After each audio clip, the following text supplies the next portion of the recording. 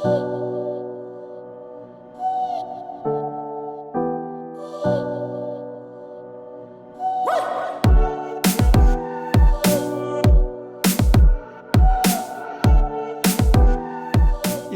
The Bioeconomy Region ska vi snabba på och möjliggöra innovationer.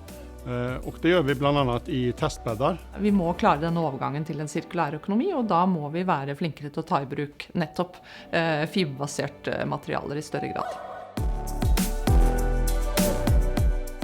Det här är en spännande grej. Det är en miljövänlig förpackning som innehåller en fossilfri barriär till skillnad från dagens fossila barriär.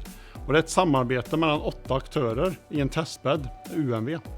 I vår pilotanläggning har vi möjlighet att testa väldigt många olika bestrykningstekniker.